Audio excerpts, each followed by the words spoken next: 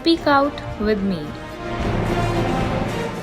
Hi, this is Riyanshi Yadav, and today I'm talking about one of the important arenas everybody is eyeing on, which is upcoming Jammu and Kashmir Legislative Assembly elections. It is scheduled to be held in Jammu and Kashmir from 18 September to 1st October 2024 in three phases to elect 90 members of Jammu and Kashmir Legislative Assembly.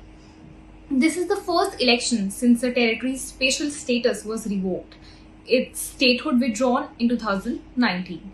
It holds utmost importance as the residents of Indian controlled Kashmir are gearing up for their first regional election in a decade that will allow them to have their own translated government, also known as local assembly, instead of remaining under New Delhi's direct rule.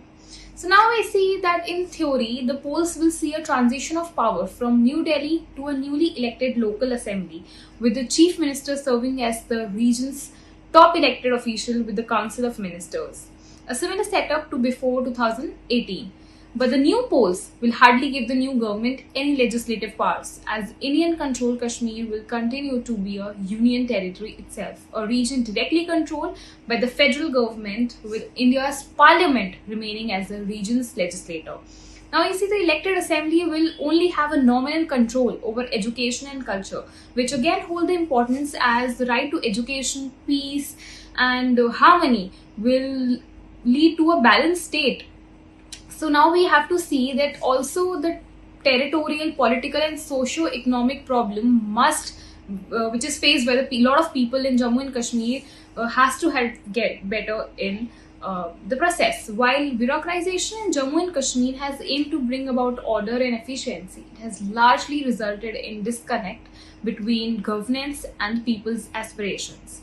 The centralization of power, lack of local representation, and exclusion of civil society have led to significant changes and corruption, highlighting the urgent need of democratic processes and locally elected governance to truly address the region's unique needs and complexities, which I hardly, believe that had been done prior. So, to address the grassroots grievances, the Jammu and Kashmir administration implemented schemes like My Town, My Pride, and Back to Village programs.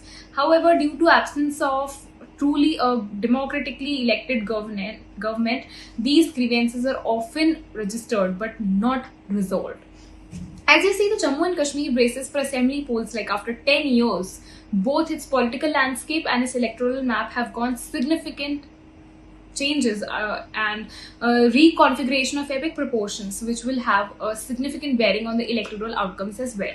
The new political arithmetic may have become clearer once the possible alliances are shaped and the dust settles over the usual uchal-kood of a political begins from one camp to another. This may spring of surprises as the momentum of the exercise has already picked up much steam just within the few days of poll announcement. So you see, with the passing time, the tourism in Jammu and Kashmir got better, but people still have a little fear in them to visit there, as the situation of terrorism can't be overlooked. Which gives birth to one major question in that process: that will the situation improve with the elections, as the major issues faced by the women of Jammu and Kashmir is of security, along with the domestic violence, dowry, gender indifferences in education, and unemployment, which needs to be looked at this time. That's what we are hoping with the coming elections, of Jammu and Kashmir 2024.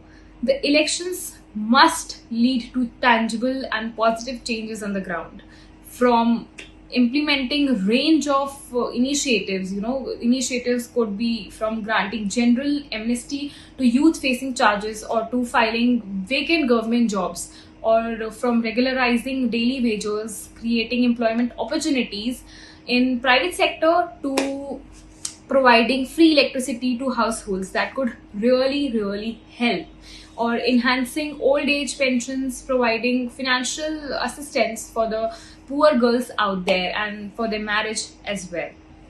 So this is what we need to emphasize currently, as the assembly polls are approaching. So this is all for today. Thank you for watching. Speak out with me.